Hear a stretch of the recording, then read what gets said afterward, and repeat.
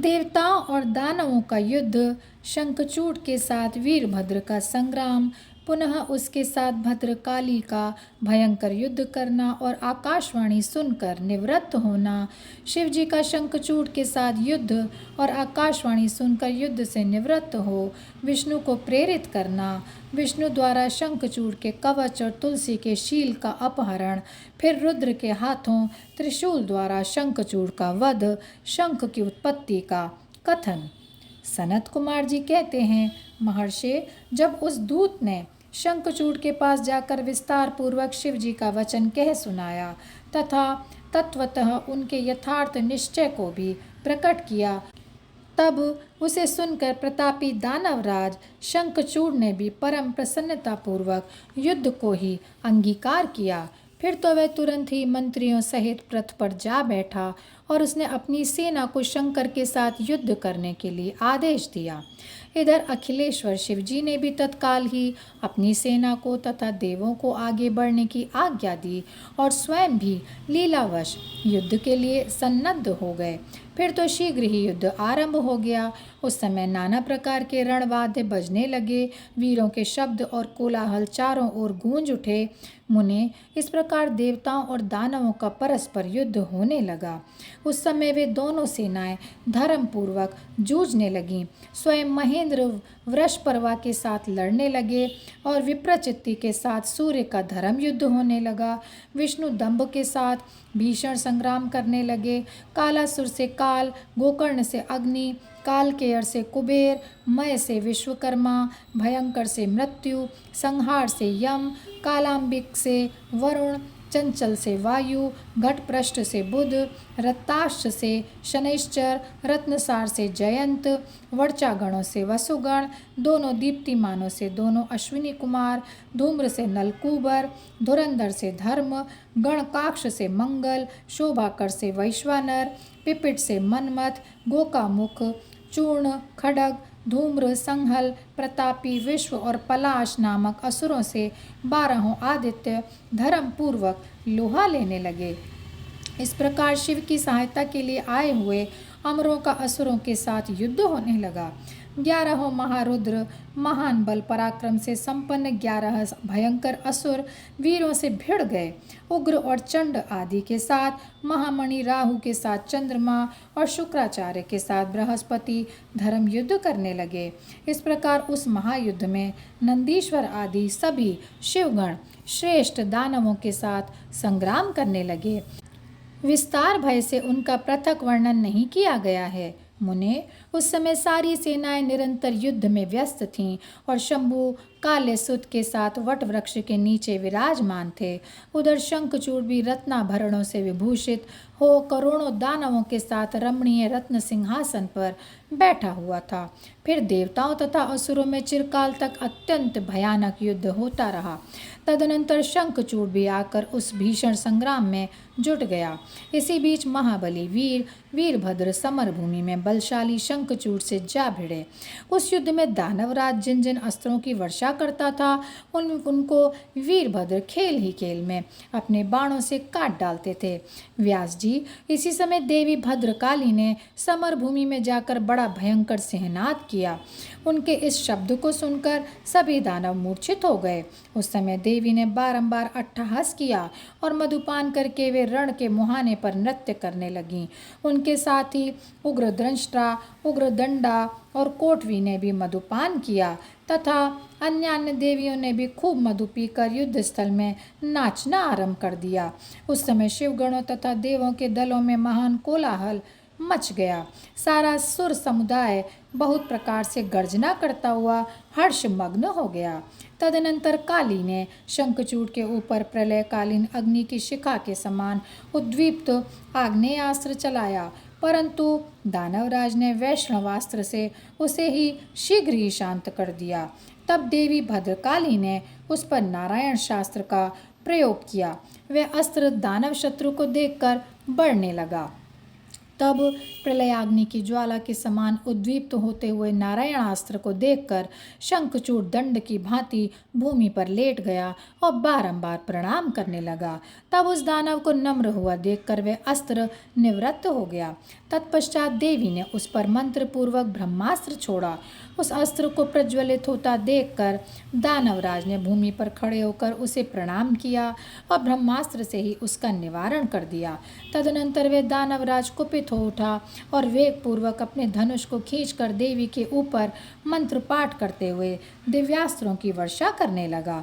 भद्रकाली समरभूमि में अपने विस्तृत मुख को फैलाकर उन अस्त्रों को निगल गईं और अट्टहास पूर्वक गर्जना करने लगीं, जिससे दानव भयभीत हो गए। तब शंखचूड़ ने काली के ऊपर 100 योजन लंबी शक्ति से वार किया, परंतु देवी ने अपने दिव्यास्त्र समूह से उसके 100 टुकड़े कर दिए। यों उन दोनों में चिरकाल तक युद्ध होता रहा और सभी देवता तथा दानव दर्शक बनकर उसे देखते रहे। अंत में देवी ने महान कोपावेश से उस पर वेगपूर्वक मुष्टि प्रहार किया। उसकी चोट से वह दानवराज चक्कर काटने लगा और उसी क्षण मूर्छित हो गया। फिर क्षण भर में ही उसकी चेतना लौट आई और वह फिर उठ खड़ा हुआ, परंतु उस प्रतापी ने मात्र बुद्धि होने के कारण देवी के साथ बाहुयुद्ध नहीं किया। तब देवी ने उस दानव को पकड़कर उसे बारंबार घुमाया और बड़े क्रोध से वेगपूर्वक ऊपर को उछाल दिया। प्रतापी शंखचूड़ वेग से ऊपर को उछला और पृथ्वी पर गिरकर पुनः उठ खड़ा हुआ। उस महायुद्ध में वह तनिक भी भ्रांत नहीं हुआ था, बल्कि उसका मन प्रसन्न था। तत्पश्चात वह भद्रकाली को प्रणाम करके बहुमूल्य रत्नों द्वारा निर्मित अपने परम मनोहर विमान पर जा बैठा। इधर कालिका भूख से विहल होकर दानवों का रक्तपान करने लगी। इसी अवसर पर वहाँ यों आकाशवाणी हुई, ईश्वरी, अभी रणभूमि में सिंहनाद करने वाले 1.5 लाख दानवेंद्र और बचे हैं।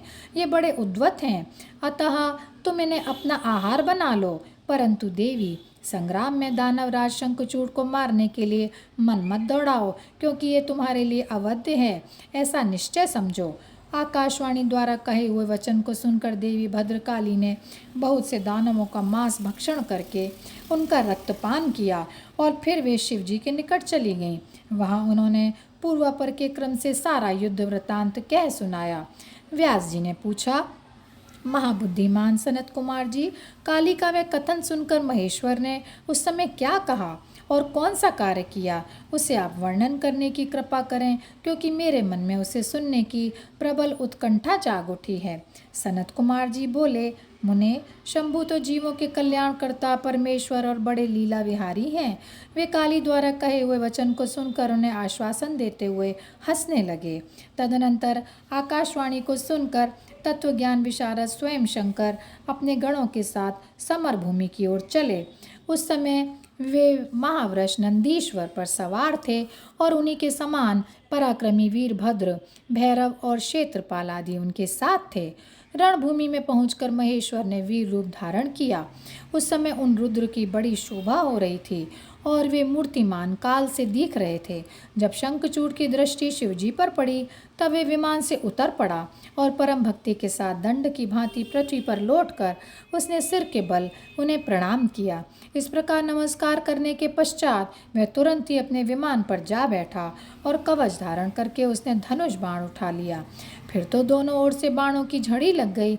यों व्यर्थी बाण वर्षा करने वाले शिव और शंखचूड़ का वह उग्र युद्ध सैकड़ों वर्षों तक चलता रहा। अंत में युद्ध स्थल में शंखचूड़ का वध करने के लिए महाबली महेश्वर ने सहसा अपना वह त्रिशूल उठाया, जिसका निवारण करना बड़े बड़े तेजस्वियों के लिए भी अशक्य है। तब तत्काल ही उसका निषेध करने के लिए यों आकाशवाणी हुई, शंकर, मेरी प्रार्थना सुनिए और इस समय इस त्रिशूल को मत चलाइए। ईश, यद्यपि आप क्षणमात्र में पूरे ब्रह्मांड का विनाश करने में सर्वथा समर्थ हैं, फिर इस अकेले दानव शंखचूड़ की तो बात ही क्या है। तथापि आप स्वामी के द्वारा देव मर्यादा का विनाश नहीं होना चाहिए।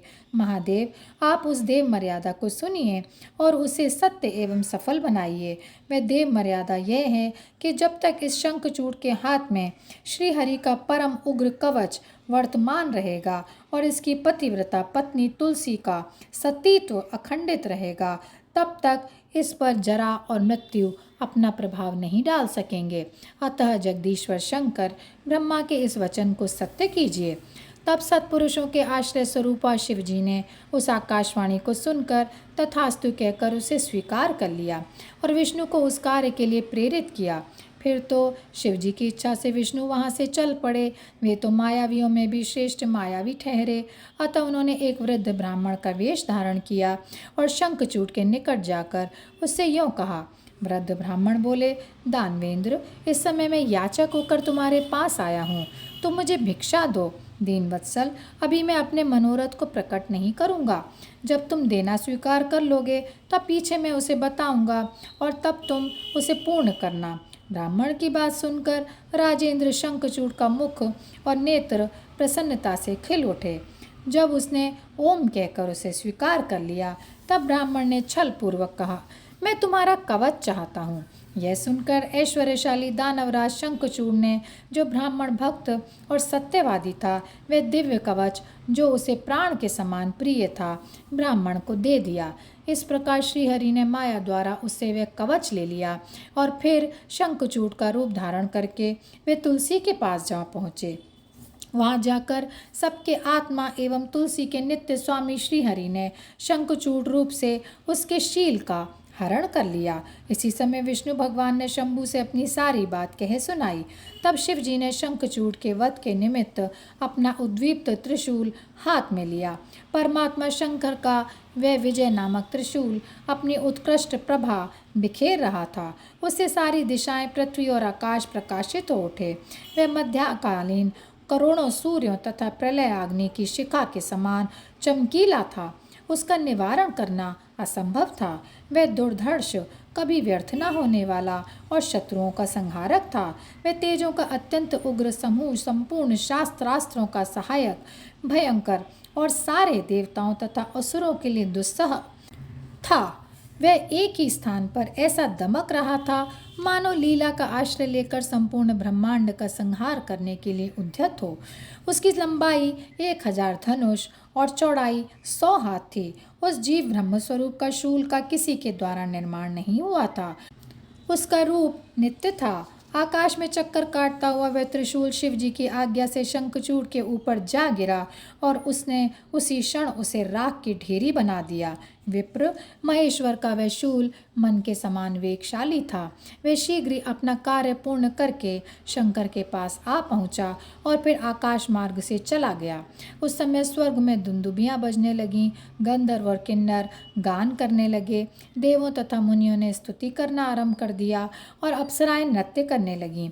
शिव जी के ऊपर लगातार पुष्पों की वर्षा होने लगी और ब्रह्मा, विष्णु, इंद्र आदि देवता तथा मुनिगण उनकी प्रशंसा करने लगे। दानवराज शंखचूड़ भी शिव जी की कृपा से शाप मुक्त हो गया और उसे उसके पूर्व श्री कृष्ण पार्षद रूप की प्राप्ति हो गई। शंखचूड़ की हड्डियों से शंख जाति का प्रादुर्भाव हुआ। जिस शंख का जल शंकर के अतिरिक्त समस्त देवताओं के लिए प्रशस्त माना जाता है। महामुने, श्रीहरि और लक्ष्मी को तथा उनके संबंधियों को भी शंख का जल विशेष रूप से अत्यंत प्रिय है, किंतु शिव के लिए नहीं। इस प्रकार शंखचूड़ को मारकर शंकर उमा, स्कंद और गणों के साथ प्रसन्नतापूर्वक नंदीश्वर पर सवार हो शिवलोक को चले गए। भगवान विष्णु ने वैकुंठ के लिए प्रस्थान किया और देवगण परमानंद मग्न होकर अपने अपने लोक को चले गए। उस समय जगत में चारों ओर परम शांति छा गई। सबको निर्विघ्न रूप से सुख मिलने लगा। आकाश निर्मल हो गया और सारी पृथ्वी पर उत्तम उत्तम मंगल कार्य होने लगे। मुने, इस प्रकार मैंने तुमसे महेश के जिस चरित्र का वर्णन किया है वह आनंददायक, सर्वदुखारी, लक्ष्मीप्रद और संपूर्ण मनोकामनाओं को पूर्ण करने वाला है। और यहीं पर यह अध्याय समाप्त होता है। ओम नमः शिवाय, ओम नमः शिवाय, ओम नमः शिवाय।